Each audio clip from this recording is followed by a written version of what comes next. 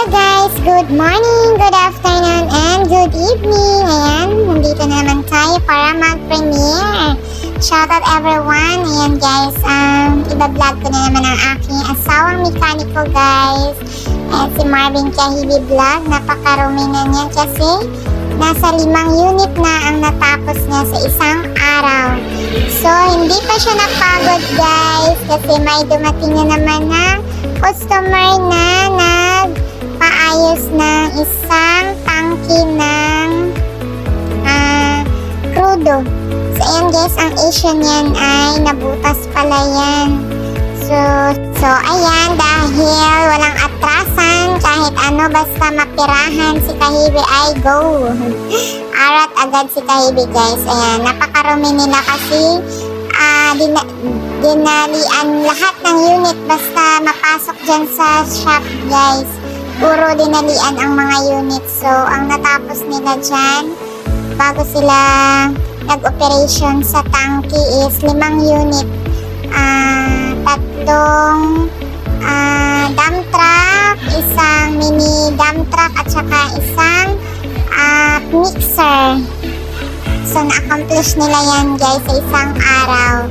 So, God is great. Ayan, may pang-sweldo na naman si Kahibi.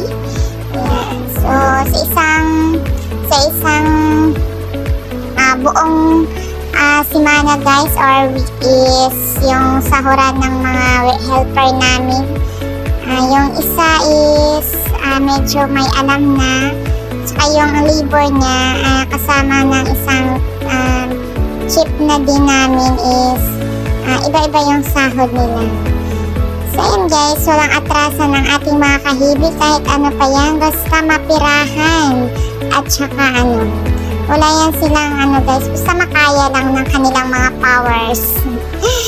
So yan si Kahibi, siya talaga ang master dyan, kahit ano yung ipa-wielding niya, mapa-bodybuilder yan, kahit ano pa yan guys, basta makaya lang niya.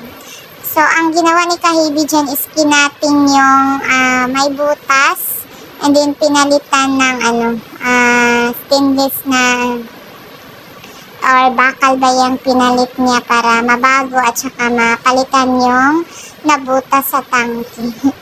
So, kawawa na pala yung namin. Ayan yun guys. So, napaka marupok na talaga yung part na yan. So, ayan. Hindi din madali ang pag-welding guys. Akala nyo lang madali. Pero, hindi madali ang pag-welding guys. Kasi, dapat master ka din sa pag-welding kasi mabubutas din yan. Pag hindi mo alam ang pag-welding at pag-chansya ng pag-welding ng part na yan. So, dapat alam mo na paano mag-welding. So, that's it. Yan. Piniplex ko lang talaga yung trabaho ng aking asawang mekaniko na sobrang sobrang pagod na yan guys. So, ako naman dyan is nagpapakute-cute. Kasi nagka-pimples na ako sa kakabilar. Ayan. Dahil sa bilar na wala tayong income. May pinagpatunguhan naman ang ating pagbibilaran. So, ayan, inupuan na ni Chip Marvin ang kanyang tangki. So, hindi talaga madali ang kanilang trabaho, guys.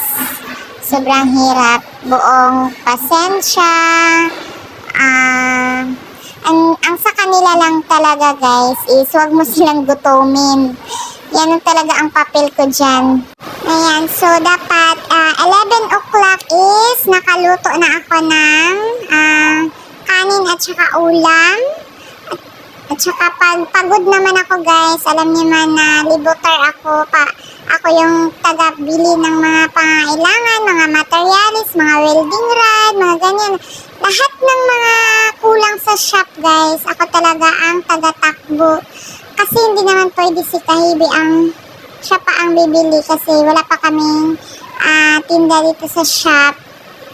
So by next week in God's grace, mag-start na talaga kami.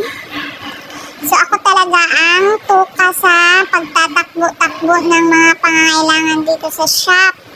And then, pagbalik naman dyan guys, chance ako talaga na hindi ako makabutan ng 11 p.m. sa labas kasi need ko na naman na magluto ng lunch nila. Ayan. Pag sobrang pagod na guys, at saka alam niyo naman pagluluto ng ulam, minsan namimili na lang ako ng ready-made na ulam. Ayan, gusto din ni Kahibi na mag-video din sa kanyang cellphone. So, ayun na nga guys, tuloy ang ating kwentuhan while welding si Kahibi. So, ayan, at bandang 11:30, yan, dapat naka-lunch na sila. Kasi gutom yan sila guys, lakad doon, lakad dito, ayan. So, dapat 11:30 is nakakain na ang mga Kahibi, and then yung snack nila guys is 12:30. Yan, dapat hindi talaga sila gutom para makatrabaho sila ng todo. Hello, ayan, gabi na pala guys at dito na kami nakatulog sa shop dahil minadalian talaga yung trabaho ni Kahibi na tanker. So need talaga yun ng may-ari kasi ang pagmamay-ari nun is mayroong malaking hardware dito sa libungan. So, hindi pwede mapinding yung truck nila kasi ginagamit sa pag-deliver. So, ayan guys. Videohan na naman natin ang yan pa yung attire niya. Talaga. Ayaw niya magsuot ng mabaho kasi yung plastic. Kaya yan ang gusto niya, yung damit nilagay niya sa mukha niya. Yan, safety first para hindi masunog ang mukha ng aking banakans na gwapohens. Yan, talagang yan si Kahibi guys. Yan. Supportive wife lang ako dapat sa lahat. Supportive at saka dapat super understanding. Ayan. Super understanding ako sa kanyang trabaho guys. Sa hirap at ginhawa talaga kami ay magkasama at magka-partner ni Kahibi.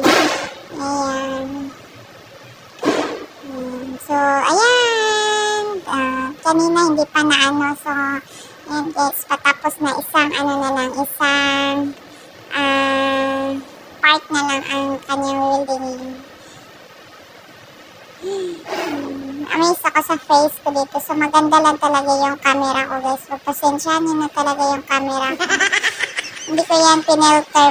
May na talaga yan. Parang may filter na talaga yung cellphone ko. So, yan. Shout out everyone. Good evening again. Super yan guys. Kasi dapat bukas matapos na yan. Dito na kami natulog sa shop para naman may kasama si Kahibi kasi sabi niya, uwi na lang daw kami. Pero hindi naman pwede na iwan namin siya dito sa shop. So, ayan na yung winilding niya guys. Ayan. Walang atrasan yan guys. Basta may red horse. Basta may red horse. Ayan. Kayang-kaya yan ni Kahibi.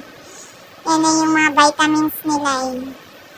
So, okay lang naman natin hindi sila magpupunta sa kahit saan. Basta maging good boy lang lagi. Charot. Good boy lang naman talaga yan si Kahibi. Kahit yung guys,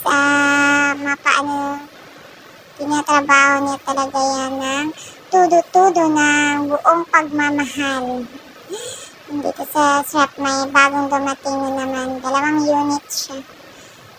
So may umalis, may darating na naman. Ganyan talaga ang life.